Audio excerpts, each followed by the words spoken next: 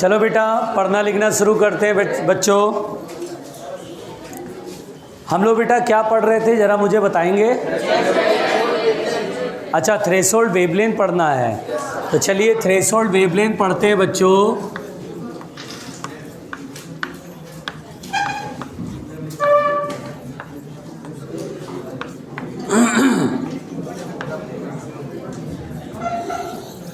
देखिए बेटा प्लीज़ देखिए थ्रेशोल्ड वेवलेंथ क्या होता है। तो देखो बच्चों, थ्रेशोल्ड वेवलेंथ जो होता है, सुनो भाई सुनो, थ्रेशोल्ड वेवलेंथ का मतलब होता है बेटा कि जैसे मेटल की सरफेस पे लाइट गिर रही है। अब यहाँ पर बेटा मेटल की सरफेस पे लाइट गिर रही है, तो बहुत ध्यान से सुनना। अगर मैंने कहा कि फोटोन, जब लाइट गिरता है तो इसका मतलब क्या होता है? फोटोन।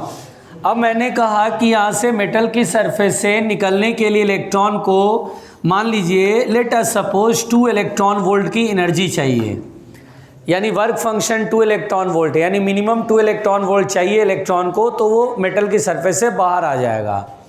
अब यहाँ पर ये जो फोटोन है बेटा गिर रहा है, जिस इलेक्ट्रॉन पे गिरेगा, ये इलेक्ट्रॉन जिस पर ये फोटोन गिरेगा, तो ये फोटोन पूरा एब्जॉर्ब हो जाएगा, कंप्लीटली एब्जॉर्ब हो जाएगा इस इलेक्ट्रॉन के द्वारा, है ना। मेटल सरफेस पे जो इलेक्ट्रॉन है, तो ये फोटोन अगर इस इलेक्ट्रॉन पे गिरेगा तो कंप्लीटली एब्जॉर्ब कर लेगा, ठीक है। कल बोला भी था परफेक्टली इनइलास्टिक कोलिजन बोलते हैं इसको। अब यहाँ पर इसमें जो एनर्जी होगी वो hc/λ होगा। एक फोटोन में एनर्जी hc/λ होता है। एक बात बताओ बेटा, अगर वेवलेंथ कम करेंगे तो फोटोन की एनर्जी क्या होगी? बढ़ जाएगी, क्योंकि ये डिनोमिनेटर है। तो अगर वेवलेंथ को कम करेंगे तो एनर्जी बढ़ जाएगी, और वेवलेंथ को बड़ा करेंगे तो क्या होगी? एनर्जी कम हो जाएगी फोटोन की। तो आप सोचो, अभी मान लो hc/λ में लैम्डा की वैल्यू इस तरह से है कि 3 इलेक्ट्रॉन वोल्ट है।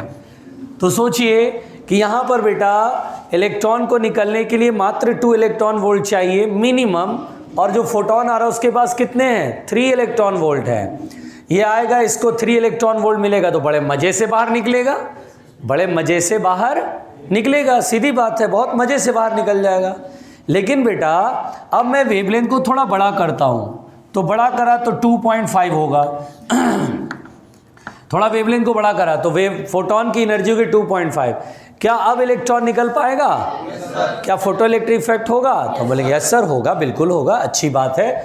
जब तक वर्क फंक्शन से बड़ा रहेगा फोटो इलेक्ट्रिक इफेक्ट होगा। वर्क फंक्शन से जैसे ही छोटा हो गया फोटो इलेक्ट्रिक इफेक्ट नहीं होगा, इलेक्ट्रॉन बाहर ही नहीं निकल पाएगा।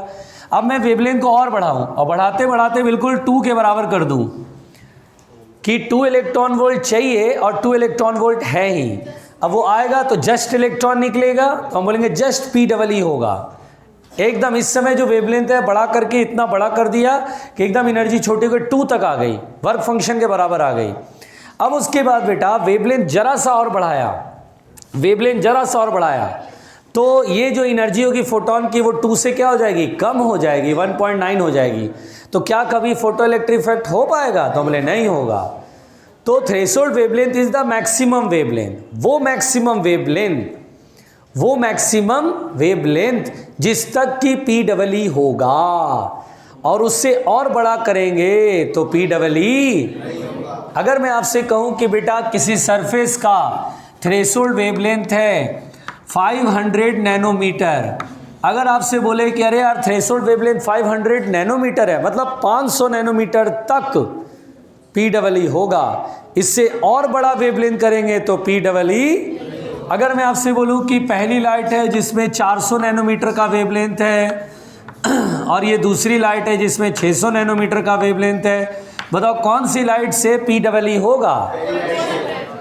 पहली वाली लाइट से P हो जाएगा, और दूसरी लाइट से P। हाँ, तो समझ में आया कि थ्रेशोल्ड वेवलेंथ क्या होता है? वो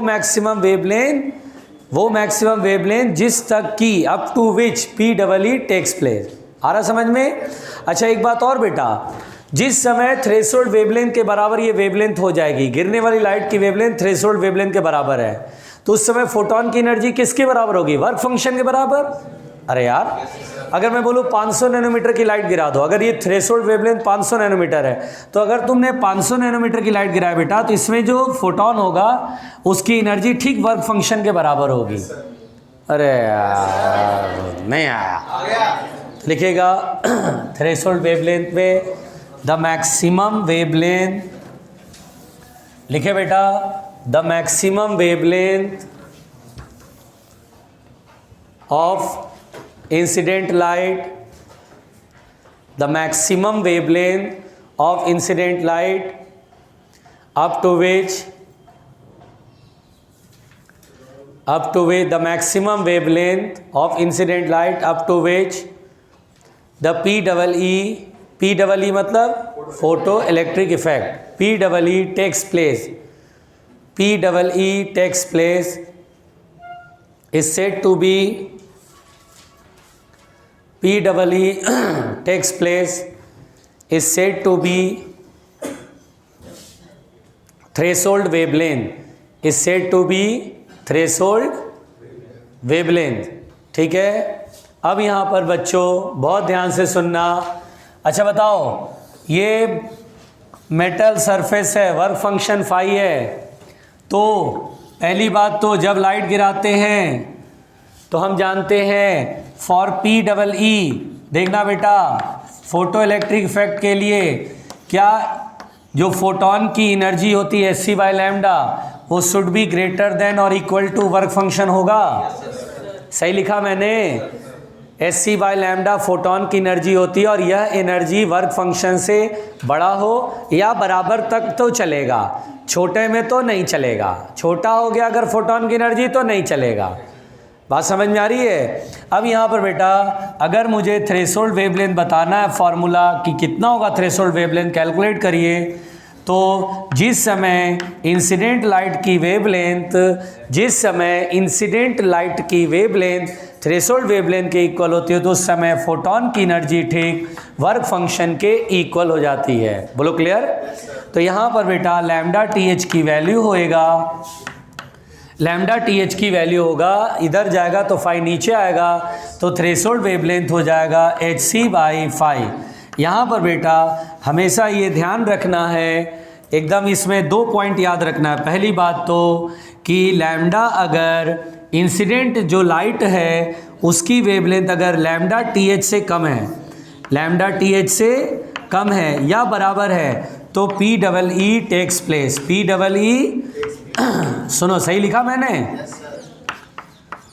कि बेटा यहाँ पे जो वेवलेंथ गिर रहा है उसकी वेवलेंथ थ्रेशोल्ड से कम होगी, थ्रेशोल्ड से कम होगी तो एनर्जी बड़ी होगी, वर्क फंक्शन से बड़ी होगी तो PEE हो जाएगा। बात समझ में आ रही है? तो अगर लैम्डा जब तक इंसिडेंट लाइट की वेवलेंथ अगर थ्रेशोल्ड वेवलेंथ से कम है या बराबर है, बराबर तक तो चलता है, ठीक है, तब तक तो PEE टेक्स प्लेस। अगर इंसिडेंट लाइट की वेवलेंथ जैसे ही थ्रेशोल्ड से बड़ी हुई तो फोटोन की एनर्जी और कम हो जाएगी, वर्क फंक्शन से और जैसे ही कम होगी तो PEE फिर नहीं होगा, तो PEE does not take place. 1 minute और एक चीज़ और मैं बोलूँगा, ध्यान से समझना फिर आप लिखना। अच्छा बेटा, ये जो थ्रेशोल्ड वेवलेंथ होता है वह किसी दिए हुए मेटेलिक सरफेस के लिए कांस्टेंट होता है। यानी अगर मैं किसी मेटल की सरफेस का प्रॉपर्टी बताऊं तो एक प्रॉपर्टी बोलूँगा, उस मेटल की सरफेस का अपना एक वर्क फंक्शन होगा जो मटेरियल पे डिपेंड करेगा, उस सरफेस का अपना एक थ्रेशोल्ड वेवलेंथ होगा जो कि फिर से मटेरियल पे डिपेंड करेगा।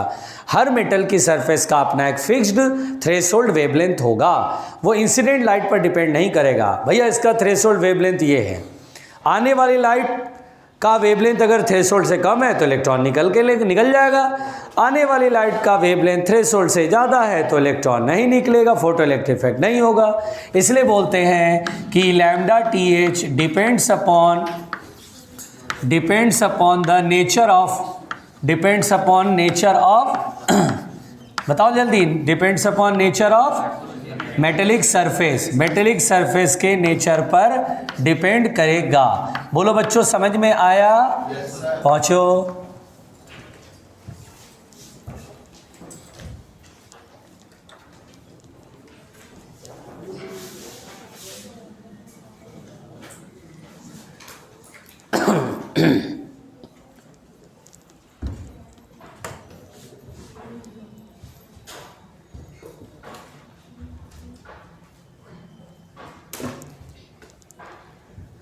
शांति। ओ भाई शांति।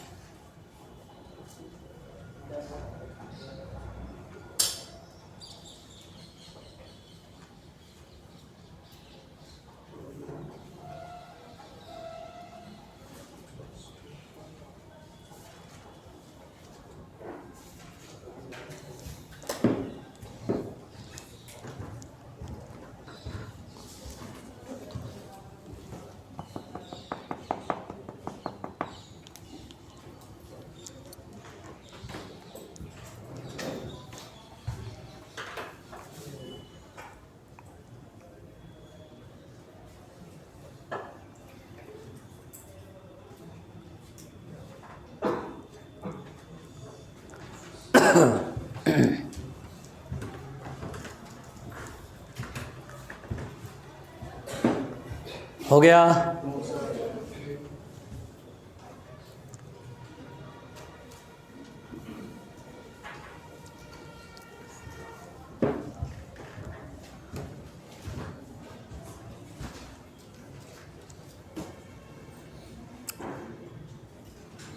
मिटाया जाए।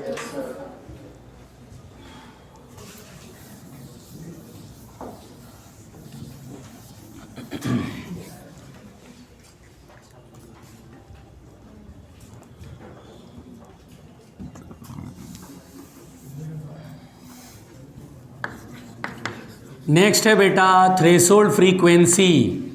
नेक्स्ट है थ्रेशोल्ड फ्रीक्वेंसी। प्लीज़ बातें न करें, कृपया बातें न करें, ईमानदारी से सुनते रहें। थ्रेशोल्ड फ्रीक्वेंसी, ठीक है, मिटा दूं बच्चों? चलो थ्रेशोल्ड फ्रीक्वेंसी देखते हैं बच्चों, ध्यान देना। थ्रेशोल्ड फ्रीक्वेंसी ध्यान देना। अच्छा देखो बेटा, ये मेटल की सरफेस है, इस पे लाइट गिर रही है। क्या इस पे लाइट गिर रही है तो इसका मतलब समझेंगे फोटोन की बम्बार्डिंग हो रही है। फोटोन बम्बार्ड हो रहे हैं, बहुत सारे फोटोन गिर रहे हैं, बम गिर रहे हैं, बिल्कुल ठीक है। मुंडी पर करो, ध्यान से सुनो, फोटोन गिर रहे हैं। अब बेटा मेटल की सरफेस पर बहुत सारे इलेक्ट्रॉन हैं, कुछ इलेक्ट्रॉन को सौभाग्य प्राप्त होगा उस इलेक्ट्रॉन को खाने का। अरे होगा कि नहीं होगा? मान लो 100 फोटोन एक सेकंड में आ रहे हैं, तो कम से कम 100 फोटोन है तो 100 इलेक्ट्रॉन पे तो गिरेंगे। तो 100 इलेक्ट्रॉन को ऐसा सौभाग्य प्राप्त होगा कि नहीं होगा? होगा। अब बेटा इलेक्ट्रॉन एब्जॉर्ब करेगा उन फोटोन को, ठीक। बताओ बेटा फोटोन की एनर्जी कितनी होती है? न्यू के टर्म्स में एच न्यू होती है। एक फोटोन की एनर्जी होती है एच न्यू। अच्छा बेटा फ्रीक्वेंसी कम करो, अगर फ्रीक्वेंसी कम करेंगे तो फोटोन की एनर्जी क्या होगी? कम। अगर मैं न्यू कम करूं तो फोटोन की एनर्जी क्या होगी? कम। कम करते करते करते करते करते इतना करो कि ये वर्क फंक्शन के बराबर आ जाए। वर्क फंक्शन के, जैसे वर्क फंक्शन है 2 इलेक्ट्रॉन वोल्ट, तो कम करते करते 2 तक करोगे तब तक तो P होगा। जब तक इंसिडेंट फोटोन की एनर्जी वर्क फंक्शन से बड़ी होती है तब तक तो बाहर निकलेंगे इलेक्ट्रॉन, फोटो इलेक्ट्रिक इफेक्ट होगा। लेकिन अगर फ्रीक्वेंसी कम होते होते फोटोन की एनर्जी वर्क फंक्शन से कम हो गई तब नहीं होगा P। बोलो क्लियर है, समझ में आ रहा है? तो थ्रेशोल्ड फ्रीक्वेंसी होता है वो मिनिमम वेवलेंथ जिस तक की P होगा, उससे और फ्रीक्वेंसी कम करोगे तो फोटोन की एनर्जी वर्क फंक्शन से कम हो। लैंग्वेज समझ में आता है कि वो मिनिमम फ्रीक्वेंसी जिस तक P होगा, फ्रीक्वेंसी से और कम करने पर, अच्छा जिस समय थ्रेशोल्ड फ्रीक्वेंसी की मिनिमम, उस समय क्या होगा? जस्ट फोटोन की एनर्जी वर्क फंक्शन के बराबर होगी, तो फोटो इलेक्ट्रिक इफेक्ट होगा। इससे जैसी फ्रीक्वेंसी कम किया रायता फैल जाएगा, फोटोन की एनर्जी इनसफिशियंट हो जाएगी, कम हो जाएगी, और कम होते ही फिर फोटो इलेक्ट्रिक इफेक्ट नहीं होगा, बंद हो जाएगा। बोलो बात समझ में आई? तो लिखिएगा the minimum frequency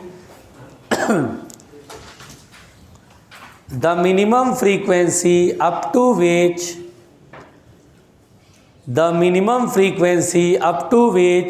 PEE takes place, the minimum frequency up to which PEE takes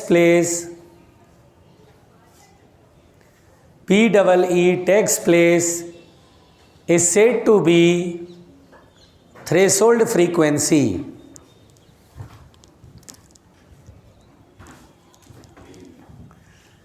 क्या मैं बोल सकता हूँ प्यारे बच्चों, प्यारे, अच्छा बाकी अब तुम देख लो बच्चों या बहलों।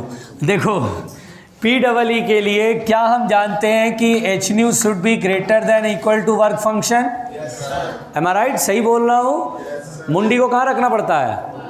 मुंडी को टेढ़ा मेढ़ा दाएं बाएं करोगे, कितना मुंडी को घुमाओगे भाई, मुंडी है कितना घुमाओगे। अब देखो तो for PEE H nu greater than equal to 5, ये होता है ना बेटा। नाउ अगर मैंने कहा मिनिमम फ्रीक्वेंसी जिस तक PEE हो रहा है उस समय ठीक एच न्यू TH की वैल्यू ठीक 5 के बराबर हो गया, इससे और कम करोगे तो छोटा पड़ जाएगा। बोलो क्लियर? तो अगर हमसे कभी भी थ्रेशोल्ड फ्रीक्वेंसी का फॉर्मूला पूछेगा, ज़रूरत पड़ेगा कैलकुलेट करने को आएगा, तो क्या 5/h लिखेंगे। अच्छा बच्चों, इसमें ये बात तो हम कह सकते हैं कि न्यू TH किस पर डिपेंड करेगा, फिर से नेचर ऑफ मेटालिक सरफेस। अच्छा बेटा, क्या मैं बोलूं आने वाले लाइट की फ्रीक्वेंसी अगर थ्रेशोल्ड फ्रीक्वेंसी से ज़्यादा है तो PEE होगा कि नहीं होगा? अरे मेरी बात तो सुनो, मैं क्या बोल रहा हूँ। आने वाली लाइट की फ्रीक्वेंसी थ्रेशोल्ड से बड़ी है, थ्रेशोल्ड फ्रीक्वेंसी से बड़ी है, होगा?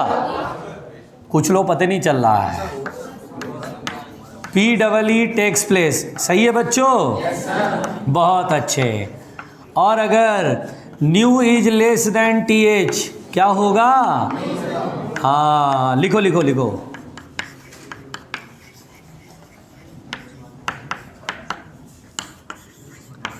ईमानदारी से। कैसे? ईमानदारी से, आराम से आराम से।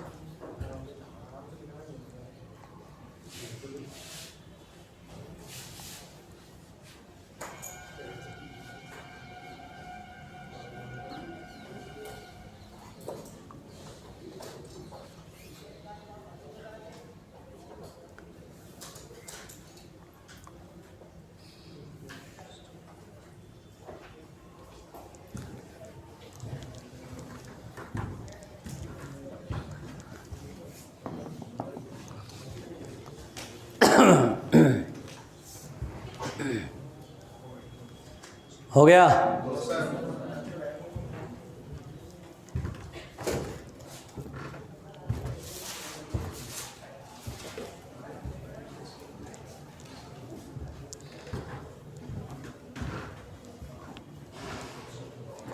आराम से।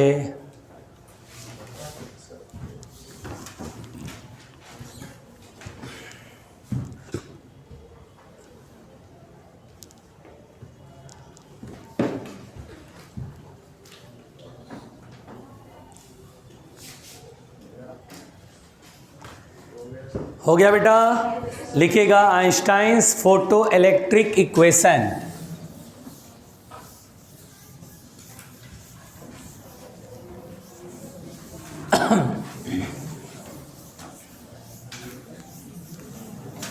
देखिए Einstein's photo electric equation,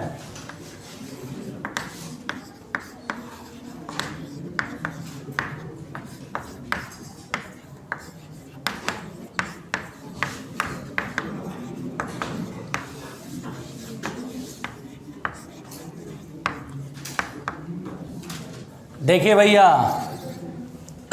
Einstein's photo electric equation please.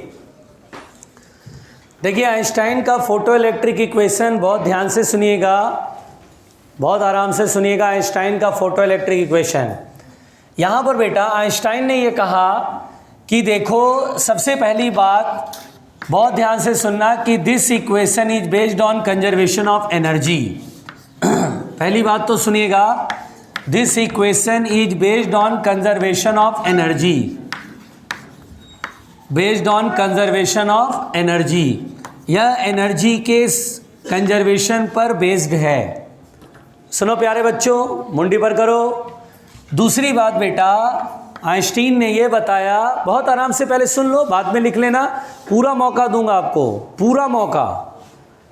अब यहाँ पर बेटा अगर ये मेटल का सरफेस है, लाइट मैंने ऐसे गिराया है ना, एक बात मुझे बताओ, क्या सभी इलेक्ट्रॉन सेम स्पीड या सेम काइनेटिक एनर्जी से निकलेंगे क्या? नहीं, बताया था ना कि जाल है, सामने मान लो जाल है, इलेक्ट्रॉन अंदर है, बाहर निकलना चाहता है लेकिन निकल नहीं सकता, क्योंकि मेटल के सरफेस का अपना लैटिस एनर्जी होता है। वो जाल में होल है, उधर से बाहर निकल भी सकता, हल्का सा निकलता फिर बाहर खींचे, अंदर खींच लेता है, क्योंकि मेटल फिर पॉजिटिव चार्ज होता है, उसके पॉजिटिव चार्ज को खींच लेते हैं। तो यहाँ पर बेटा फोटोन जब गिरता है बेटा, तो जिस समय इलेक्ट्रॉन एब्जॉर्ब कर रहा होता है फोटोन, उस समय उसकी डायरेक्शन ऑफ मोशन किधर, ये बहुत मैटर करता है। अगर उस समय उसकी डायरेक्शन ऑफ मोशन ठीक बाहर की तरफ है, एब्जॉर्ब करेगा फटाक से बाहर। बात समझ में आया?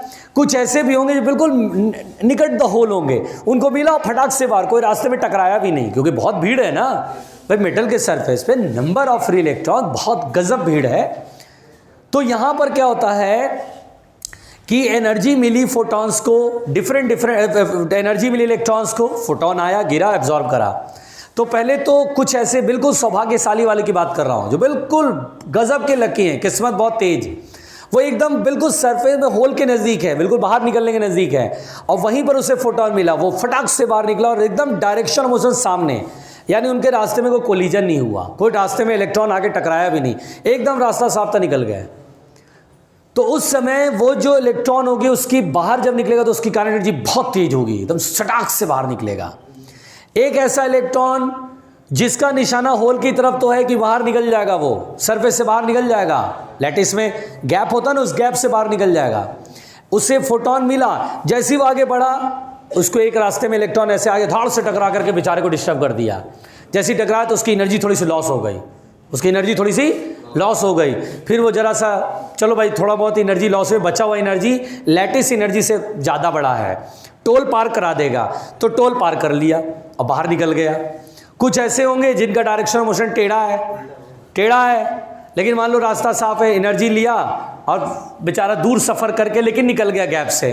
कुछ ऐसा होगा जिसको एनर्जी तो मिली लेकिन रास्ते में इतना टक्कर पिक्कर हो गया कि बेचारा अंदर ही रह गया। अरे यार, तो एक बात बताओ बेटा मुझे, अगर मैं 100 फोटोन गिराऊं इस पर, तो क्या 100 फोटोन 100 इलेक्ट्रॉन एब्जॉर्ब करेंगे? क्या सभी के सभी निकल जाएंगे?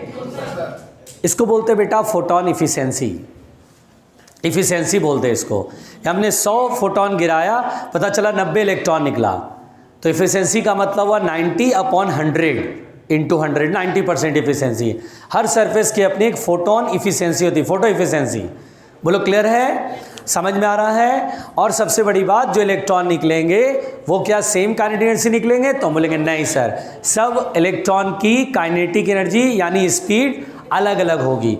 तो यहाँ पर दूसरी बात ये कि द इजेक्टेड यानी the photo electrons having different kinetic energy, the photo electron, the ejected electron तो फोटो इलेक्ट्रॉन कहते हैं बेटा, the photo electrons having different kinetic energy. बोलो समझो, समझ में आया? अच्छा एक मिनट लिख लो, चलो लिखो। बैल बुद्धि इतना बिल्कुल लिखने के लिए एकदम परेशान से, ये फील हुआ बेटा? अब मुझे बताओ, ये काइनेटिक एनर्जी जो है वो कहाँ से कहाँ तक वेरी करेगा? तो हम बोलेंगे सर कुछ ऐसे इलेक्ट्रॉन होंगे जिनमें जैसे 2 इलेक्ट्रॉन वोल्ट है वर्क फंक्शन, और फोटोन में एनर्जी 4 इलेक्ट्रॉन वोल्ट, तो ये इलेक्ट्रॉन को 4 इलेक्ट्रॉन वोल्ट मिला। कुछ ऐसे इलेक्ट्रॉन होंगे जिनको 4 इलेक्ट्रॉन वोल्ट मिला, लेकिन अंदर इतना टक्कर हो गया बेचारे का कि वो अंदर ही रह गया। कुछ ऐसे भी होंगे जो टक्कर मारते मारते बेचारे एकदम जस्ट पहुँचे, है ना, और टोल से जस्ट बाहर निकल गए, क्योंकि टक्कर मारते मारते उनके 2 रुपये लॉस हो गए। 4 रुपये मिले थे, 2 रुपये लॉस हो गए। अब दरवान बैठा है सरफेस पर, हाँ भाई टोल दे, बोला 2 रुपये बचे साहब ले लो, हाँ 2 रुपये ही चाहिए मुझे, 2 से ज़्यादा ना चाहिए, 2 रुपये है, ले पकड़ निकल ले। तो जब वो बाहर बेचारा निकलेगा तो काइनेटिक एनर्जी 0 होगी। तो दरअसल जो इजेक्टेड इलेक्ट्रॉन होते हैं उनकी काइनेटिक एनर्जी 0 से एक मैक्सिमम वैल्यू तक वेरी करती है। जैसे मैं बोलूं कि यहाँ पर बहुत सारे इलेक्ट्रॉन निकल रहे हैं, उनको ठीक से स्टडी किया गया तो देखा गया कुछ की काइनेटिक एनर्जी 0, कुछ की 1, कुछ की 2, कुछ की 3, मतलब 10 तक मैक्सिमम है, 10 जूल है मैक्सिमम काइनेटिक एनर्जी। तो इसका मतलब जो इजेक्टेड इलेक्ट्रॉन होंगे उनकी काइनेटिक एनर्जी 0 और 10 जूल के बीच में होगी। कुछ की 10 भी होगी, कुछ की 0 भी होगी, और कुछ की 0 और 10 के बीच में होगी। इसलिए बोलते हैं कि the photo electrons having different kinetic energy and this kinetic energy varies from, and this kinetic energy varies from 0 to varies from 0 to K max, 0 to एक काइनेटिक एनर्जी की मैक्सिमम वैल्यू होगी ना। अब बेटा यहां तक तो पहले समझ में आया।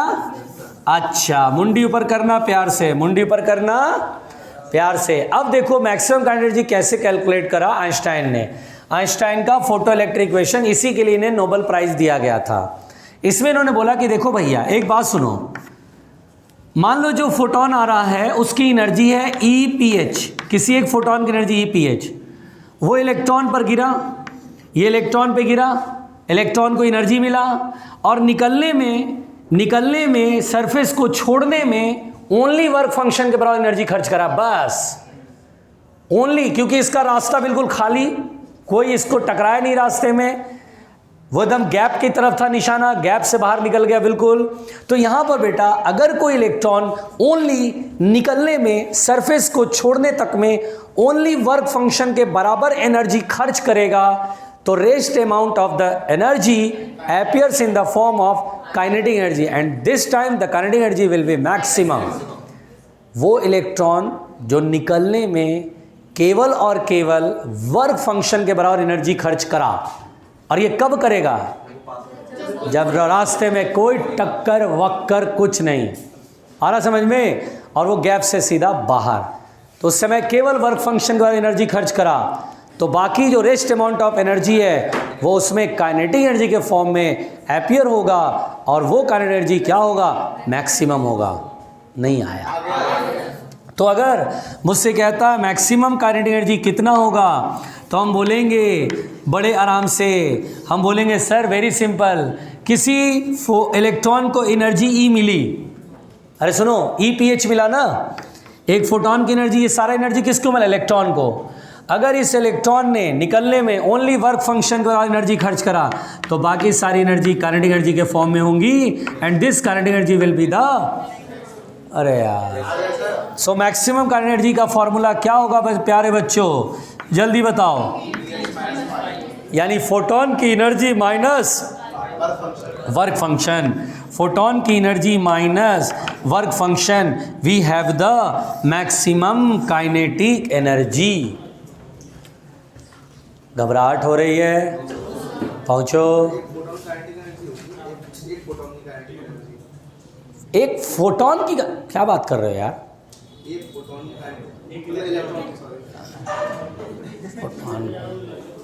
एक इलेक्ट्रॉन मतलब किसी इलेक्ट्रॉन, कोई भी एक इलेक्ट्रॉन जिसमें मैक्सिमम काइनेटिक एनर्जी, उसकी वैल्यू यही होगी। वन टाइम में एक ही इलेक्ट्रॉन एक ही फोटोन को खाएगा, एक ही बात हुआ ना भाई, गिरेगा तो खा जाएगा, नहीं गिरेगा तो नहीं खाएगा। मतलब इससे एक फोटोन एक इलेक्ट्रॉन को खाएगा, हाँ, और हर फोटोन एक इलेक्ट्रॉन। यस, ये एकदम है कि एक किसी मोमेंट पर एक ही फोटोन एक इलेक्ट्रॉन पे गिरेगा और वो इलेक्ट्रॉन पूरा एब्जॉर्ब करेगा, उसको पूरा खा जाएगा कंप्लीट। बेटा आराम से देखिए, बहुत आराम से, जोर से बोलिए, देखिए बहुत आराम से, बोल बेटा बोल।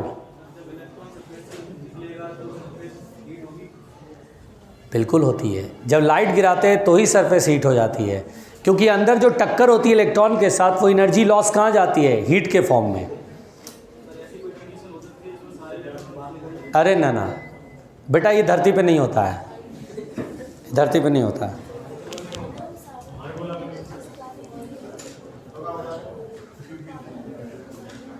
छोड़ दो, क्या हुआ,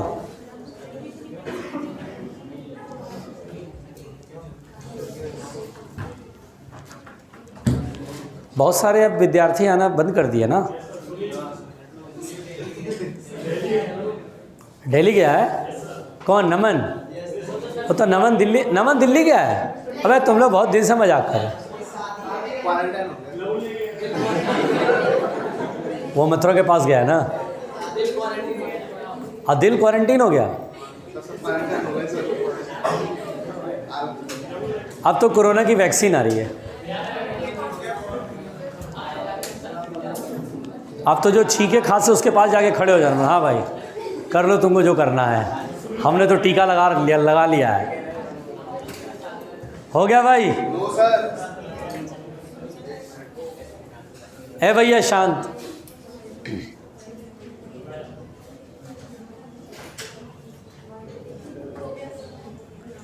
मिटा रहा हूँ प्यारे बच्चों।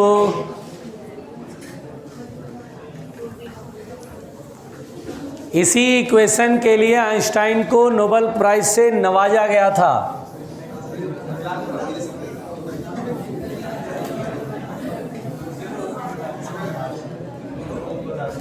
देखो प्यारे बच्चों,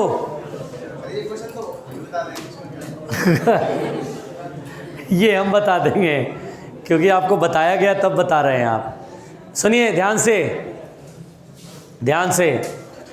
देखो यहाँ पर बेटा मैक्सिमम काइनेटिक एनर्जी, सुनो, फोटोन की एनर्जी का फॉर्मूला hc/λ होता है। तो आप यहाँ पर ये वाला फॉर्मूला ऐसे भी लिख सकते हैं, मैक्सिमम एनर्जी hc/λ माइनस 5। रुको रुको रुको, पहले सीखो, पहले सीखो।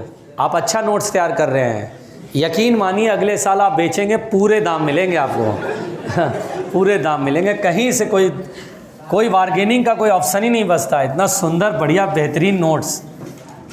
देखिए हम पे करे बे। देखिए अब मैक्सिमम एनर्जी hc/λ माइनस 5। अब यहाँ पर बेटा मैक्सिमम काइनेटिक एनर्जी आप ऐसे भी लिख सकते हैं इस इक्वेशन को hν माइनस 5, क्योंकि फोटोन की एनर्जी hν माइनस 5 भी होती है ना।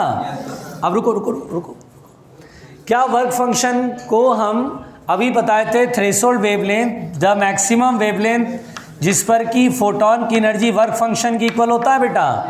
क्या आपने पढ़ा अभी फॉर्मूला कि ये थ्रेशोल्ड वेवलेंथ वो मैक्सिमम वेवलेंथ होता है जिस पर फोटोन की एनर्जी वर्क फंक्शन के बराबर होती है। उससे और बड़ा वेवलेंथ करेंगे तो फोटो इलेक्ट्रिक इफेक्ट रुक जाएगा, फोटोन की एनर्जी कम हो जाती है। तो क्या हम इस इक्वेशन को ऐसे भी लिख सकते हैं कि जहाँ फाई है वहाँ पर hc/λ लिख दे। तो अगर hc/λ लिख दें तो hc कॉमन होकर के आप ऐसे भी लिख सकते हैं 1/λ माइनस 1/λ क्यों भाई, सही है। अच्छा, और हम फ्रीक्वेंसी वाले को कैसे लिख सकते हैं, maximum kinetic energy h common ले लें और न्यू माइनस न्यू th लिख सकते हैं। और kinetic energy half mv², do you know. कभी अगर क्वेश्चन बोलेगा छोड़ो मैक्सिमम एनर्जी, तुम मैक्सिमम स्पीड निकालो, तो बोलना अरे यार half mv², v is the maximum speed. उससे v कभी कभी सॉल्व करवा लेगा। बोलो बच्चों समझ में आया, पहुँचो।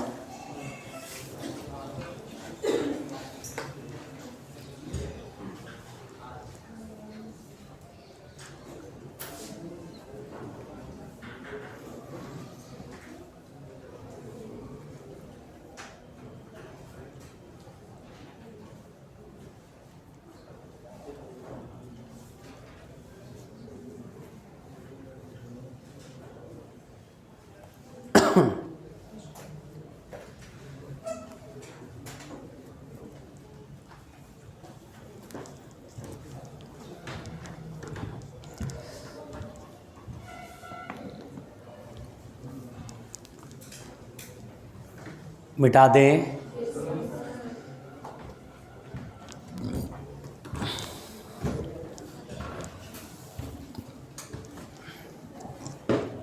शांत शांत।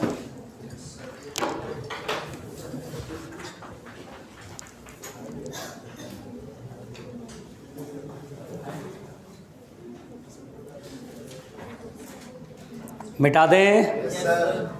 देखिए बेटा यहाँ पर बिल्कुल है भाई, बातें नहीं बातें नहीं बातें नहीं भाई। अच्छा बताओ, इसी में बेटा अगर कहीं पर ये आ जाए कि maximum kinetic energy versus new graph, अगर मुझे कहेगा मैक्सिमम काइनेटिक एनर्जी और फ्रीक्वेंसी का ग्राफ प्लॉट करो, कैसा ग्राफ होगा बच्चों, स्ट्रेट लाइन होगा। कैसा ग्राफ होगा बच्चों, स्ट्रेट लाइन। बताइए मैक्सिमम काइनेटिक एनर्जी और फ्रीक्वेंसी में रिलेशन, तो मैक्सिमम काइनेटिक एनर्जी और फ्रीक्वेंसी में रिलेशन होता है मैक्सिमम काइनेटिक एनर्जी बराबर hν माइनस 5। तो बेटा ये किसका इक्वेशन है, स्ट्रेट लाइन का। देखिए ये वाला y एक्सिस पे, न्यू वाला जो है वो x एक्सिस पे, तो ये स्ट्रेट लाइन का इक्वेशन है बच्चों, जिसमें कि देखिए y बराबर होता है mx प्लस सी। अगर आप ध्यान दें तो स्ट्रेट लाइन का इक्वेशन होता है y बराबर mx प्लस सी।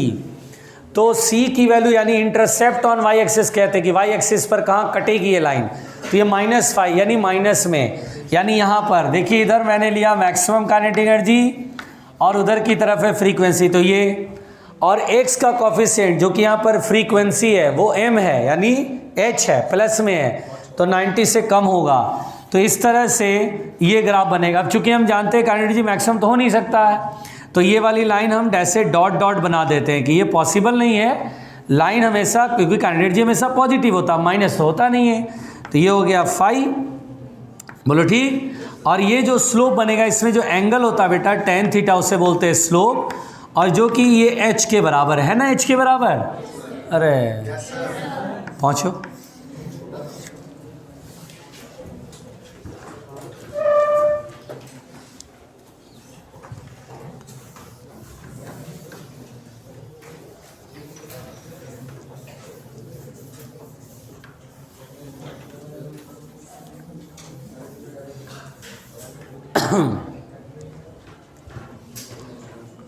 शांति बच्चों।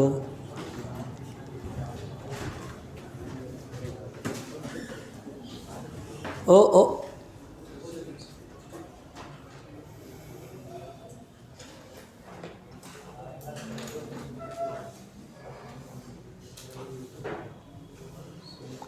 लिख पड़े।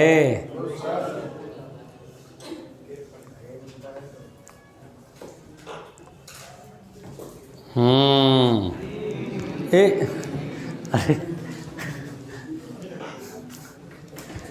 देखिए अब यहाँ पर बेटा, हाँ हाँ बिल्कुल बिल्कुल बिल्कुल,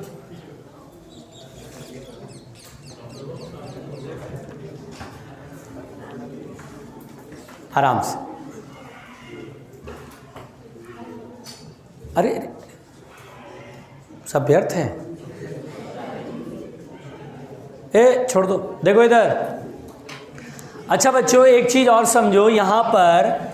अच्छा बेटा मैक्सिमम काइनेटिक एनर्जी दिया गया है h⁻⁵, ये हम लोग जान चुके हैं ना। अगर आपसे बोले कि फ्रीक्वेंसी भी डबल्ड, अगर फ्रीक्वेंसी को डबल कर दिए तो मैक्सिमम काइनेटिक एनर्जी भी क्या होगी, डबल होगी क्या? देखो बेटा एक बात समझो, सब लोग पहले इधर समझो, बहुत हो गया बातचीत, अब कसम खाते हैं कि बिल्कुल बात नहीं करेंगे पढ़ाई के दौरान, तो बिल्कुल भी नहीं। देखिए अगर बेटा मैंने फ्रीक्वेंसी को दोगुना कर दिया तो काइनेटिक एनर्जी जो है वो क्या होगा, क्या डबल होगा? हम बोले नहीं। जैसे देखिए अगर मैं बोलूँ y बराबर है 3x, तो यहाँ पर बेटा x को डबल करेंगे तो y डबल हो जाएगा। जैसे मैंने बोला x की वैल्यू 1 है तो y की वैल्यू 3 हो गया, 3 बन जा 3। अब x को डबल कर दो, x बराबर 2 कर दो तो y बराबर कितना हो जाएगा 6, 3 से 6 हो गया, डबल नहीं हो गया? अरे कभी तो बोल दो, होगा ना डबल। लेकिन बेटा अगर मैं सिर्फ इतना बोलता 3x + 1 है तो डबल नहीं होता, बल्कि डबल से कम या ज़्यादा भी चेक हो जाएगा। x बराबर 1 करा तो y बराबर कितना होगा, 3 + 1 4, और x बराबर 2 करा तो 3 × 2 = 6 + 1 7, ये 7 आ गया। यानी देख रहे हो क्या डबल हो पाया? डबल से थोड़ा पहले ही रह गया, यही ना हुआ भाई। 4 था और ये 7 हुआ, डबल तो 8 होता है, तो डबल तो नहीं हो पाया। तो कुछ भी जोड़ेंगे या घटा देंगे तो हम बोलेंगे सर लीनियरली वेरी कर रहा है, लेकिन प्रपोर्शन सेम नहीं होगा। अगर इसको डबल प्रोपोर्शन से करोगे तो ये डबल नहीं होगा, है ना बेटा। तो यहाँ पर भी बेटा मैक्सिमम काइनेटिक एनर्जी h⁻⁵ है। अगर मुझसे कहता फ्रीक्वेंसी डबल कर दिए what will be the new maximum energy, तो हम बोलेंगे चलो भाई देखो मैक्सिमम एनर्जी नया पूछ रहे हो ना, तो मान लेते ये डैश लिख देते हैं। अब यहाँ फ्रीक्वेंसी की जगह क्या लिखेंगे, 2h⁻, लिखेंगे ना। अरे यार अब यहाँ पर बेटा बहुत ध्यान से ऐसा करते हैं कि मैं एक काम करता हूँ, जोर से बोलो, मैं एक क्या मैं h⁻ की वैल्यू फर्स्ट इक्वेशन से लिख लूँ? बताओ h⁻ की वैल्यू फर्स्ट इक्वेशन से Ke max + 5, तो मैं यहाँ पुट कर लेता हूँ Ke max + 5। बताओ भाई, अरे बताओ भाई, सही लिखा मैंने। अब मैं 2 ब्रैकेट तोड़ देता हूँ तो 2ke max plus 2phi minus k phi, बोलो सही है। अब 2phi में से phi जाएगा तो phi, समझे भाई? तो कितना आएगा 2ke max प्लस phi। तो इसका मतलब क्या हुआ कि इस समय जो नया काइनेटिक एनर्जी होगा वो दुगने से कम या दोगुने से ज़्यादा, इसको बोलते हैं मोर देन डबल। क्या बोलते हैं? अंग्रेजी समझ में आती है? मतलब डबल तो है ही, उसमें थोड़ा और जुड़ गया है भाई, मोर देन डबल। क्लियर? पहुँचो।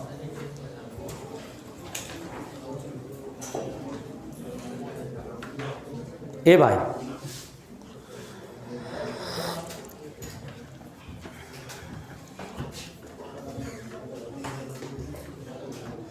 शांति बच्चों।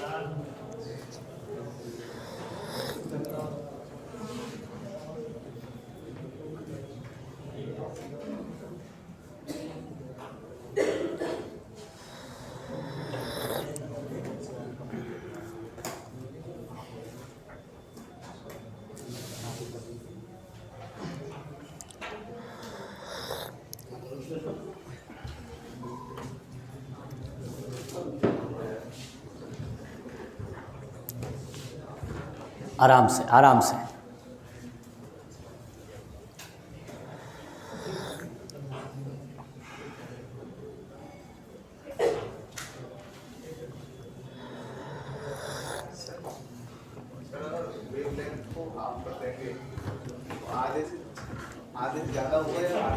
डबल से अभी देखो कर लेते हैं, देखते हैं आधे से ज़्यादा आधे से कम अभी आ जाएगा।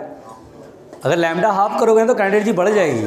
डबल, अबे लैम्डा को तुम आधे कर रहे हो, अच्छा लैम्डा को डबल कर रहे हो। हो गया बेटा? लिखिएगा बेटा हेडलाइन, कृपया हेडलाइन लिखिए, experimental study of PEE। Experimental study of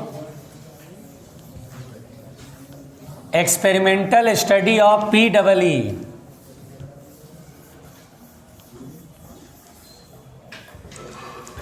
experimental study of PEE।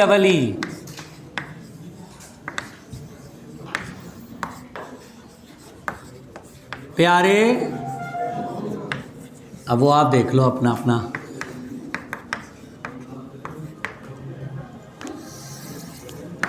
देखिए तो बेटा एक्सपेरिमेंटल स्टडी ऑफ PEE मैं बोलना चाहता हूँ और मुझे बोलने दिया जाए। देखिए बेटा ये वाला टॉपिक लास्ट है, चैप्टर फिनिश हो जाएगा। तो एक्सपेरिमेंटल स्टडी ऑफ PEE को हम समझ ले ठीक से। 3 केस है इसमें, तीनों केस पढ़ लेंगे और चैप्टर समाप्त। उसके बाद जो है कल थोड़ा बहुत क्वेश्चन कराने के बाद, और कल मैं जो चैप्टर स्टार्ट करूँगा वो भी कंप्लीट हो जाएगा, क्योंकि वो जरा सा है डी ब्रोगली वेव, जिसे हम मैटर वेव कहते हैं।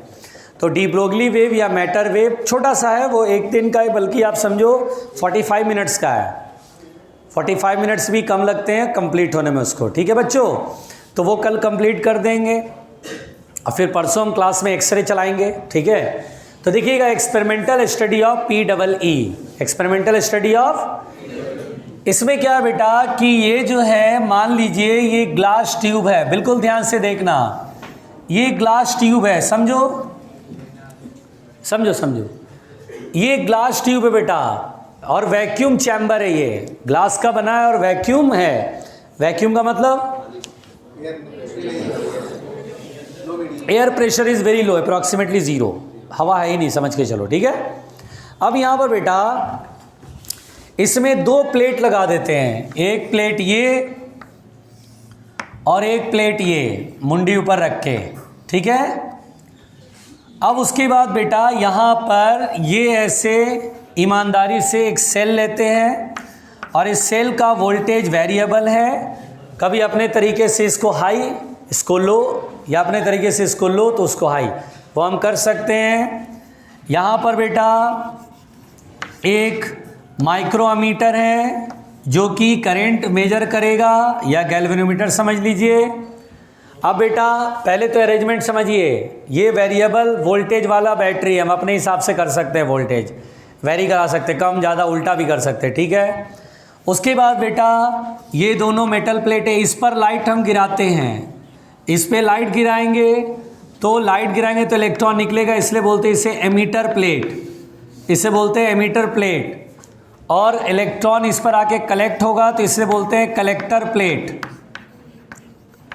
ठीक है, पहली बात तो ये प्लेट कंडक्टिंग है, यह भी कंडक्टिंग है, ये वायर है, ये वेरिएबल वोल्टेज वाला सेल है, बैटरी है, रजिस्टर है, माइक्रोमीटर यानी बहुत ही स्मॉल करंट भी मेजर कर लेगा, और ये कलेक्टर कहलाता है, ये एमीटर कहलाता है। यहाँ से फोटो इलेक्ट्रिक एमिशन होगा, है ना, और यहाँ पर इलेक्ट्रॉन पहुँचेगा। बोलो क्लियर हो गया? ये एमीटर प्लेट है और ये कलेक्टर प्लेट। ठीक, स्टार्टिंग में हम क्या करते हैं बेटा, इस सेल की मदद से, इस बैटरी की मदद से हम एमीटर और कलेक्टर के बीच का पोटेंशियल डिफरेंस जीरो कर देते हैं, यानी कि एमीटर प्लेट और कलेक्टर प्लेट का बीच का voltage taken to be zero, है ना। सुनिएगा ध्यान से। तो यहाँ पर पहली बात, when potential difference between emitter and collector is kept zero. Circuit तो कंप्लीट है, लेकिन वोल्टेज को मैंने जीरो कर दिया, इज ज़ीरो। ध्यान देना बच्चों, ये रजिस्टर नहीं बना रहा हूँ, हटाओ, वरना जीरो नहीं दे पाएगा, जरा भी करंट जाएगा तो। अब सुनो ध्यान से प्यारे, बाकी अपना अपना देख लो क्या क्या तुम्हें बच्चों या फिर कुछ और, बैलो, गधे, जो भी आप अपना अपना देख लीजिए संबोधन। कुछ तो इतने खतरनाक है ना कि यहाँ पर जैसे हंसता भी ऐसा है जैसे कौरवों की हंसी आ रही है कम वक्त, जैसे नहीं होता बाहर के लड़के सब खोखे पे 4-5 गुटखा तंबाकू खा गए, कम वक्त। स्टूडेंट वाले तो हंसते ही नहीं। देखिए वेल है शांत, हाँ ओरिजिनल ऐसी है, ऐसे ही हंसते हो क्या बेटा तुम? मत हंसा करो बेटा, बहुत मारेंगे। बोले तू इससे अच्छा रोते रहे, तेरा हंसना तो बेकार ही है। देखिए उधर, when potential difference between emitter and collector plates is zero. अब देखिए बेटा सुनिए ध्यान से, यहाँ पर पोटेंशियल डिफरेंस जीरो है। जब लाइट गिरेगा बच्चों, तो लाइट गिरने से इलेक्ट्रॉन यहाँ से निकलेगा।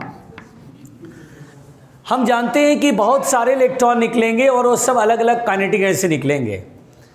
जैसे इलेक्ट्रॉन निकलता है बच्चों, जैसे एज फॉर एग्जांपल 100 इलेक्ट्रॉन निकल गया, मान लो जो 100 इलेक्ट्रॉन निकले उसमें कुछ की एनर्जी जीरो होगी, कुछ की एनर्जी थोड़ी ज़्यादा, फिर थोड़ी ज़्यादा, फिर थोड़ी ज़्यादा मैक्सिमम तक होगी। मान लो 4-5 इलेक्ट्रॉन है जिसमें का एनर्जी बहुत बड़ी है, मैक्सिमम का एनर्जी से निकली। अब देखिए अगर 100 इलेक्ट्रॉन निकलेगा तो क्या ये मेटल पॉजिटिवली चार्ज नहीं होगा? भाई नेगेटिव चार्ज निकलेगा तो पॉजिटिव चार्ज होगा। अब ये जो पॉजिटिव चार्ज होगा बेटा, ये पॉजिटिव चार्ज इन इलेक्ट्रॉनों को खींचेगा, अरे खींचेगा ना। तो क्या होता है, जो बिल्कुल स्लो मूविंग इलेक्ट्रॉन्स या बिल्कुल जीरो कोऑर्डिनेट से निकलते हैं, तो इन पॉजिटिव चार्ज की वजह से आपस वही रिपल्स अट्रैक्शन फील करते हैं ना, जिसके से रिटार्ड होते हैं। अगर बिल्कुल जीरो है तो वो तो फटाक से वापस प्लेट में, ठीक है। जो बहुत स्लो मूविंग चल रहा है वो यहाँ पर गया, पीछे से खींच रहा है, ये प्लेट एकदम खींच रहा है, और खींचते खींचते रिटार्ड होता, फिर वापस। बात समझ में आ रही है? और ये जो है वो बड़े बड़े कैंडिडेट्स चल रहे हैं, इनको पीछे से, अच्छा चूंकि ये वापस आ चुके हैं तो इस प्लेट पर पॉजिटिव चार्ज थोड़ा कम भी हो जाता है, नहीं आया समझ में, क्योंकि वापस आ गए तो चार्ज थोड़े से कम हो जाते हैं। तो इन मैक्सिमम कार्ड एनर्जी जो बहुत तेज वाले हैं, 10 जूल है, 9 जूल है, 8 जूल है, बड़े बड़े कार्ड एनर्जी वाले, उसको ये प्लेट खींचता तो है, लेकिन ये जो है रुक नहीं पाते हैं, रिटार्ड करते करते जब तक ये रुकते तब तक वो प्लेट पर पहुंच जाते हैं। अब कलेक्टर प्लेट पर पहुंच गए। अब जैसे ही कलेक्टर प्लेट पे पहुंचते बेटा, तो ये प्लेट पर पॉजिटिव और इस प्लेट पर क्या है, इलेक्ट्रॉन आ गया इस पर, तो इस पर नेगेटिव चार्ज आ गया। तो सोचो ये plate positive charge high potential और ये प्लेट नेगेटिव चार्ज, क्योंकि इसने इलेक्ट्रॉन रिसीव करा तो नेगेटिव चार्ज। तो क्या होता है, in the wire current flows from high potential to low potential. आ रहा समझ में? तो हम बोलते हैं कि देखिए भाई, हमने कोई सेल वेल कनेक्ट नहीं करा, लेकिन फिर भी हमें देखिए करंट मिलने लगा, है ना। हमने लाइट गिराया, इलेक्ट्रॉन यहाँ से इजेक्ट हुआ, बहुत सारे इलेक्ट्रॉन लौट गए, लेकिन हायर करंट से चलने वाले इलेक्ट्रॉन यहाँ पहुँच गए। अब पहुंच गए तो पोटेंशियल डिफरेंस क्रिएट हो गया और पोटेंशियल डिफरेंस की वजह से वायर में करंट फ्लो होने लगा और ये जो है रीडिंग आने लगी, सुई डिफ्लेक्ट हो गया 0 से। बोलो पहले समझ में आया था? अब सुनना बच्चों, बिल्कुल आराम से समझना। तो ये तो पहली बात समझ में आ गई। अच्छा बेटा, अगर मैं यहाँ पर जो इंसिडेंट लाइट है, मेरी बात सुनना बच्चों, मेरी बात सुनना ध्यान से। जो इंसिडेंट लाइट है, ये लाइट अगर कभी भी बोलेगा PEE एक्सपेरिमेंट में लाइट की इंटेंसिटी बढ़ाई गई, तो लाइट की इंटेंसिटी बढ़ाना मतलब नंबर ऑफ फोटॉन्स बढ़ाना, क्योंकि इंटेंसिटी का मतलब होता है energy per unit area per unit time. देखिए इंटेंसिटी का मतलब होता है energy per unit area per unit time. Area fix है, टाइम 1 सेकेंड में, एनर्जी होता है NH न्यू कर लो, एक फोटोन की एनर्जी H न्यू, मान लो N फोटोन आ रहा है 1 सेकेंड में, तो NH न्यू। तो अगर आपसे बोले यार इंटेंसिटी बढ़ाइए, तो आप बोल सकते हैं, मेरे से आर्ग्यूमेंट कर सकते हैं, एक बहस हो सकती है यहाँ पर कि सर एक बात बताओ, इंटेंसिटी बढ़ाना है, सर ये प्लैंक्स कांस्टेंट तो कांस्टेंट है, एरिया प्लेट का कांस्टेंट है, 1 सेकंड में नंबर ऑफ फोटोन N आ रहा और फ्रीक्वेंसी ये है। सर आई बढ़ाने के लिए मैं फ्रीक्वेंसी बढ़ा दूंगा तो भी आई बढ़ जाएगा, या फिर मैं नंबर ऑफ फोटोन बढ़ा दूं तो भी इंटेंसिटी बढ़ जाएगी। लेकिन कभी भी इस एक्सपेरिमेंट में कभी भी ये लैंग्वेज लिखे कि इंटेंसिटी बढ़ाई गई, इंसिडेंट लाइट की इंटेंसिटी, जो एमीटर प्लेट पे जो लाइट गिर रही है उसकी इंटेंसिटी बढ़ाई गई, तो इंटेंसिटी बढ़ाने का मतलब होता है नंबर ऑफ फोटॉन्स बढ़ाना। ये एज्यूम करना है आपको, यही एज्यूम करना है आपको, यही एज्यूम करना। कभी भी बोलेगा इंटेंसिटी बढ़ाई गई तो आप क्या सोचेंगे बच्चों कि नंबर ऑफ फोटॉन्स बढ़ाया गया। क्या बोलना है आपको? Number of photon. लॉजिकली तो फ्रीक्वेंसी भी बढ़ाने से इंटेंसिटी बढ़ जाएगी, लेकिन कभी भी अगर ये line photo electric effect experiment में मिल जाए कि यार मैंने जो लाइट गिर रही है मीटर प्लेट पे ना, उसकी इंटेंसिटी बढ़ा दी गई, तो जैसे ही बोले इंटेंसिटी बढ़ाया तो समझ जाना नंबर ऑफ फोटॉन बढ़ाया। अब एक बात बताओ बेटा, सेम प्रयोग मैंने क्या करा, इंटेंसिटी बढ़ाया। इंटेंसिटी बढ़ाया मतलब पहले मान लो 500 फोटॉन गिर रहा था, तो इंटेंसिटी बढ़ाने का 1000 फोटॉन गिरेगा। अरे यार अब 1000 फोटॉन गिरेगा तो मान लो 900 इलेक्ट्रॉन निकला। पहले 100 इलेक्ट्रॉन निकल रहा था, मान के चलो अब 400 200 इलेक्ट्रॉन निकले, 100 से ज़्यादा निकलेगा। तो जो बेटा इलेक्ट्रॉन जिनमें काइनेटिक एनर्जी ज़्यादा होती थी, उनकी भी तो संख्या बढ़ेगी, और उनकी संख्या बढ़ेगी, और जब उनकी संख्या बढ़ेगी तो यहाँ पर पहुँचने वाले की भी नंबर बढ़ेंगे, तो करंट क्या होगा, ज़्यादा मिलेगा। इसका मतलब अगर मैंने वोल्टेज 0 कर दिया, मेरी बात सुनना, फील करो, एक्सपेरिमेंट ही फील करना है कि अगर पोटेंशियल डिफरेंस 0 कर दिया तो क्या उस समय सर्किट में करंट फ्लो होगा? तो बोलेंगे यस सर फ्लो होगा। अरे क्यों भाई? तो बोलते सर लाइट गिराओगे ना तो जो स्लो मूविंग इलेक्ट्रॉन से वो तो वापस लौट गए, लेकिन जो फास्टर एनर्जी से चल रहे हैं इलेक्ट्रॉन वो कलेक्टर प्लेट तक सक्सेसफुली पहुंच जाते हैं और अपने आप पोटेंशियल डिफरेंस क्रिएट हो जाता है and we have the current in the circuit. अरे यार नहीं आया, we have the current in the circuit. Clear है बिल्कुल सीधा सीधा कि करंट मिलेगा भाई हमें। बोलो समझ में आ रहा है? अब अगर यहाँ पर इंटेंसिटी बढ़ा दें तो बोले अच्छा इंटेंसिटी बढ़ा दिया तो करंट और थोड़ा बढ़ जाएगा सर। क्यों भाई? हमने तो वोल्टेज तो अभी भी 0 था, पहले भी 0 था। तो हमने कहा यार देखो सर इंटेंसिटी बढ़ाओगे नंबर ऑफ फोटॉन बढ़ जाएगा, नंबर ऑफ फोटॉन बढ़ेगा तो नंबर ऑफ इलेक्ट्रॉन बढ़ेगा सर। पहले 100 फोटॉन गिर रहा था, अब 500 फोटॉन गिरेगा तो इजेक्टेड इलेक्ट्रॉन्स का नंबर बढ़ जाएगा। और जब इलेक्ट्रॉन ज़्यादा निकलेंगे तो जाहिर सी बात है जो ज़्यादा करंट एनर्जी वाले इलेक्ट्रॉन हैं उनकी नंबर भी बढ़ जाएंगे। अरे और जब वो बढ़ेंगे तो ज़्यादा इलेक्ट्रॉन पहुँचेगा तो थोड़ा करंट ज़्यादा बढ़ जाएगा। हमने वोल्टेज कुछ नहीं करा, हमने तो 0 ही रखा, बस लाइट की इंटेंसिटी बढ़ाया तो देखा करंट बढ़ने लगा। क्या बात है! यानी ये ऑपरेटस ऐसा है जो लाइट की एनर्जी को इलेक्ट्रिकल एनर्जी में कन्वर्ट कर रहा है, लाइट एनर्जी को इलेक्ट्रिकल एनर्जी में कन्वर्ट कर रहा है। अरे बताओ ना भाई, सही बोल रहा है ना? फोटो सेल भी कह सकते हैं इसको। नहीं आया समझ में? अरे बोलो क्लियर, चित्र बनाओ।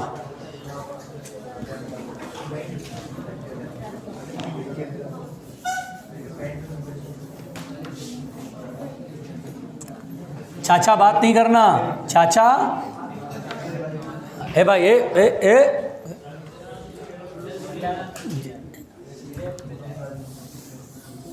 ए भाई ए थोड़ा रुक जा, थोड़ा रुक जा भाई।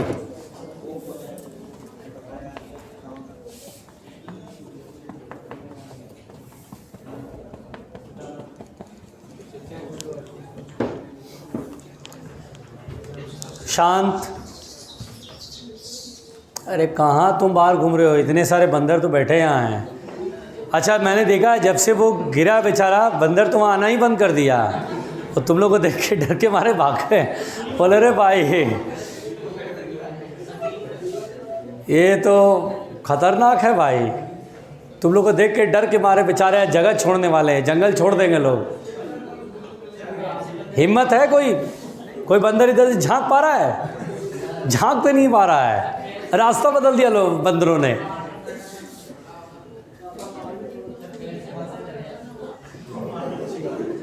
हो गया भाई, हो गया।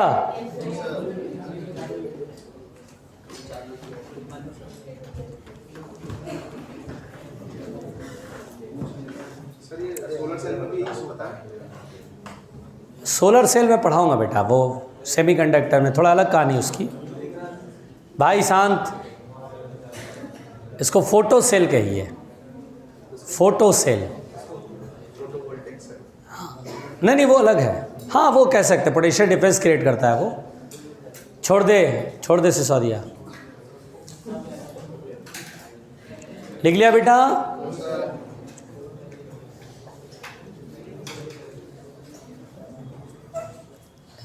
इसी में बेटा डैश देके लिखिएगा नीचे,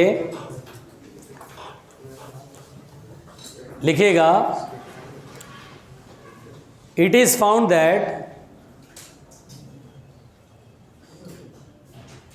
photoelectrons having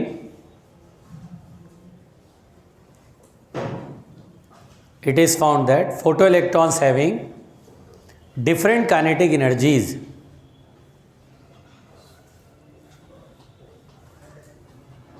in which slow moving electrons returns back to the emitter plate, in which slow moving electrons return back to the emitter plate, in which slow moving electrons return back to the emitter plate, and the rest electrons move against the attractive force, and the rest electrons move against the attractive force and reach the collector plate successfully, and reach the collector plate successfully. Full stop. As a result, successfully. As a result, there is a current flowing in the circuit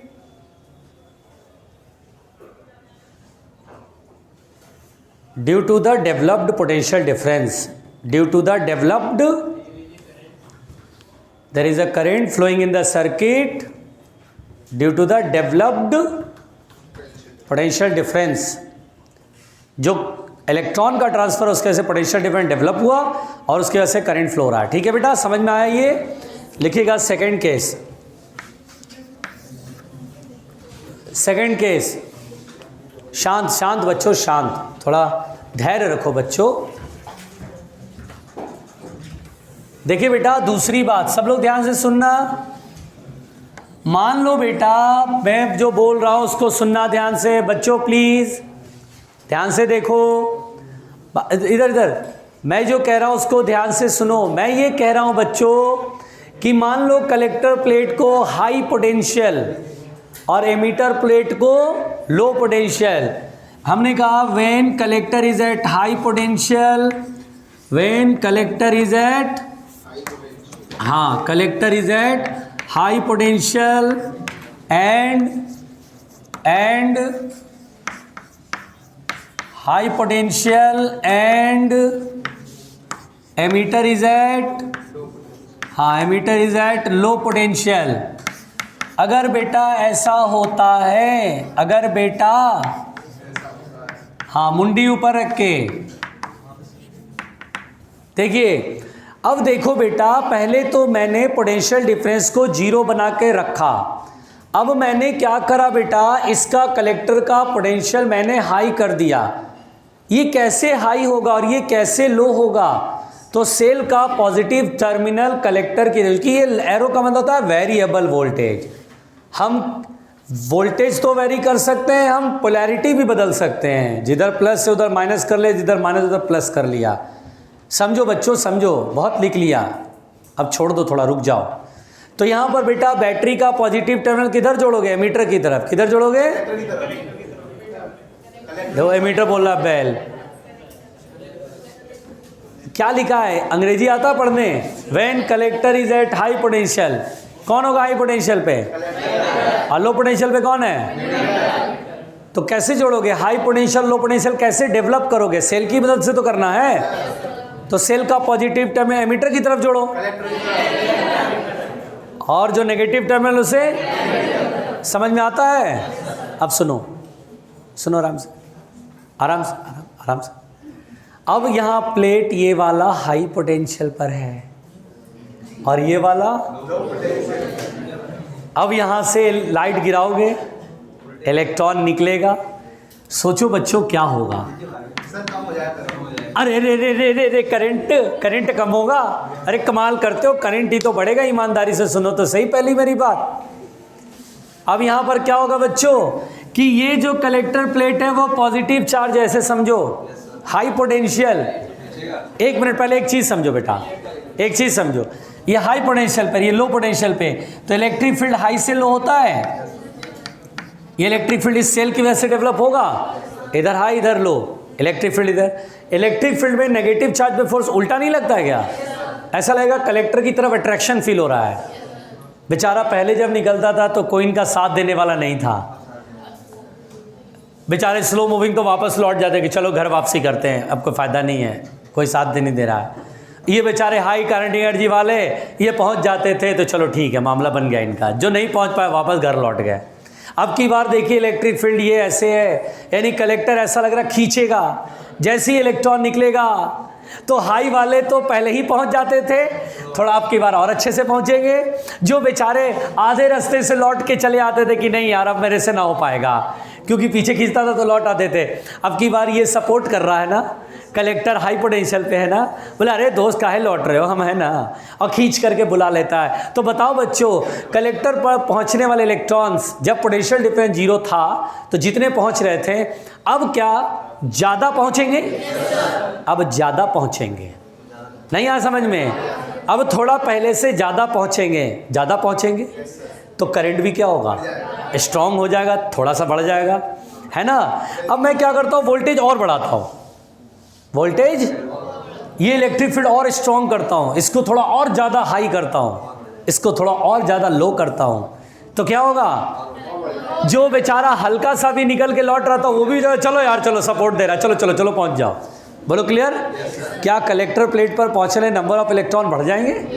हाँ, अब की बार collector से ज़्यादा तेजी से electron टकराएंगे, speed भी तोड़ जाएगी इलेक्ट्रॉन की। खींच के ला रहा है, एक्सेलरेट कर रहा है, स्पीड से आएगा ताड़ ताड़, कलेक्टर प्लेट पे क्या गुजरेगी कि अबे भाई पहले तो आता था धीरे से पीटता था, अब की बार तो तेजी से वोल्टेज बढ़ा दिया, इलेक्ट्रॉन को खींच। मैं अच्छा काम कर रहा हूँ लेकिन पता चला सुपाई वही हो रही है, इलेक्ट्रॉन आ रहा तेजी से आ रहा, समझ में?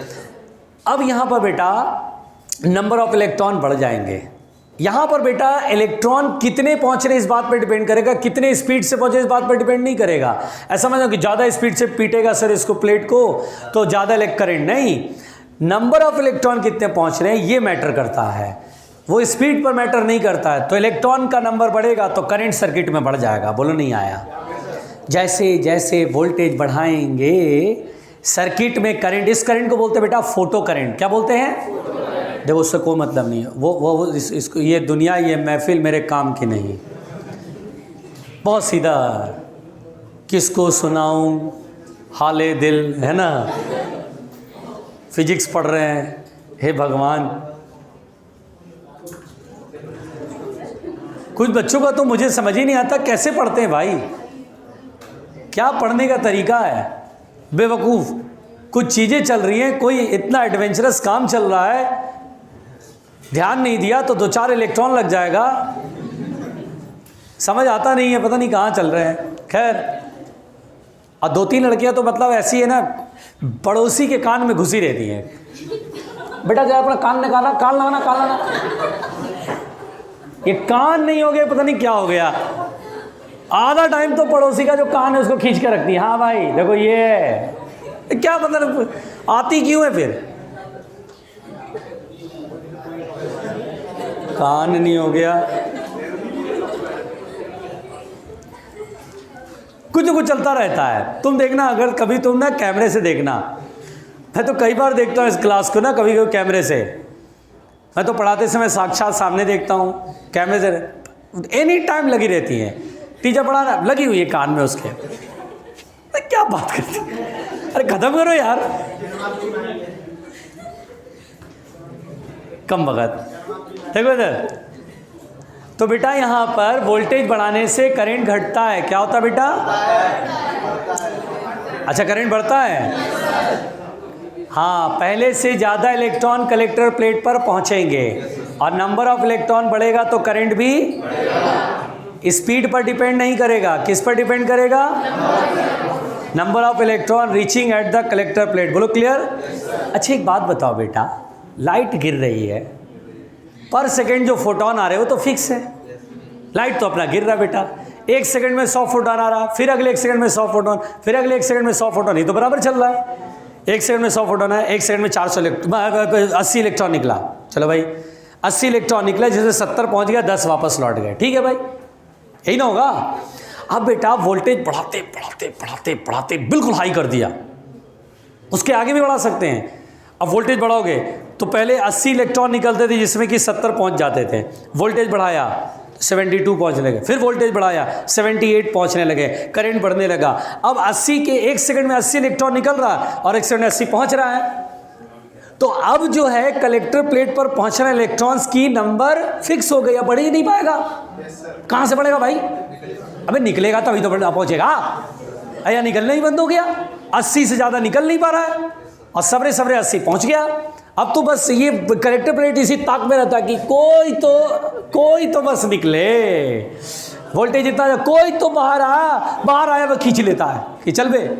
कोई बस जीरो से भी आया, जरा सा भी जीरो से भी बाहर आके गिरा, वह फटाक से उसको खींच लेता है।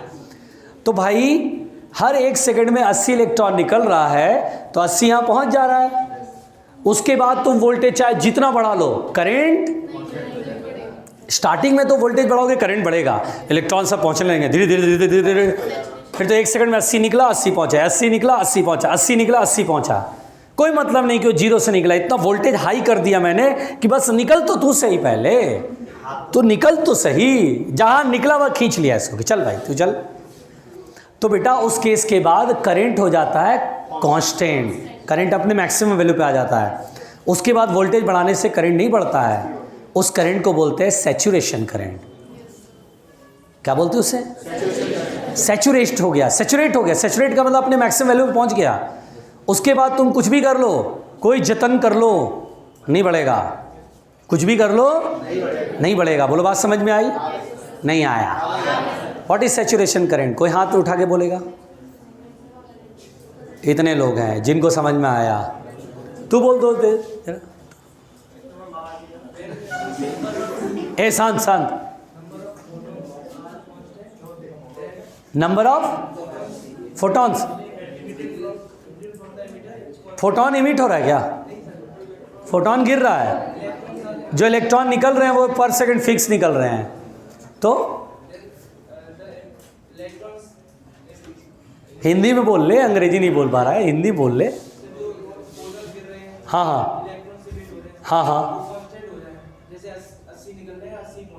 हाँ, वोल्टेज हाई कर दिया। अब तो ऐसा हाल हो जाएगा कि हर 1 सेकंड में इलेक्ट्रॉन जो निकलेगा वो सब कलेक्टर प्लेट पे पहुंचेगा। उसके बाद वोल्टेज बढ़ाओगे तो नंबर ऑफ इलेक्ट्रॉन कहाँ बढ़ेगा? बढ़ेगा ही नहीं, क्योंकि जो निकला वो तो फिक्स है। तो करंट भी क्या हो गया? कांस्टेंट। बैठो बेटा, देखिएगा डैश दे के लाइन चेंज करके ये लिख लिया। ये सेकंड लिखो, पहले ये लिखो, एरो दे दो यहाँ डैश दे के, फिर लाइन चेंज के लिखो प्लीज। बोले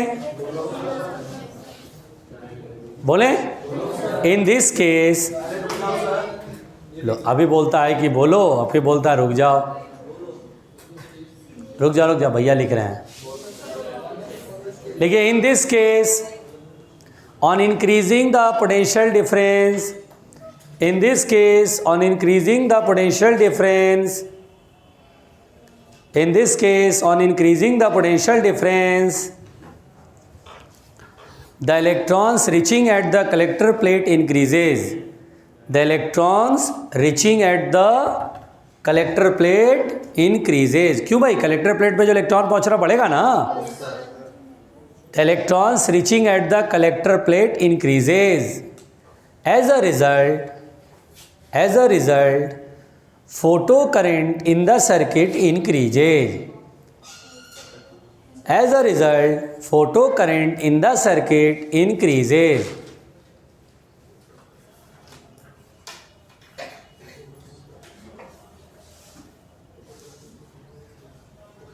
ठीक है, full stop. We get a situation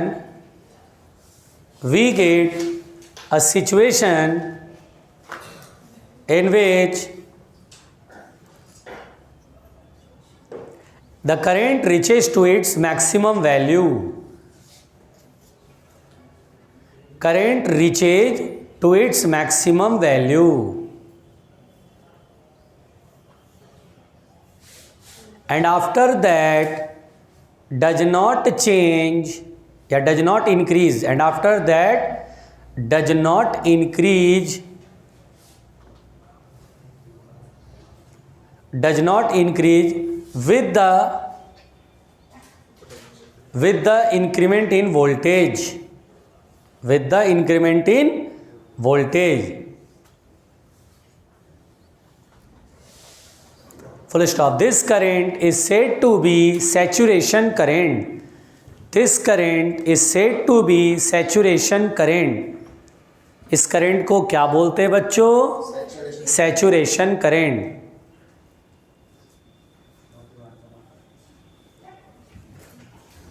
यहां तक समझ में आया बच्चों? अच्छा बेटा एक बात समझो, सभी लोग ध्यान से सुनना, इसी सेकंड पॉइंट पे बात कर रहे हैं। बोलूं? टाइम देख लो पहले, ठीक ना, जरा हो गया। चलो तो एक हाँ देखो जरा। अच्छा चलिए, कल कंप्लीट हो जाएगा। अब जरा सा एक केस और है कंप्लीटेड। और बेटा एक कल हम दूसरा कौन सा टॉपिक ख़त्म करेंगे, डी ब्रोगली वेव, ठीक है ना, कल कंप्लीट हो जाएगा। Okay, thank you.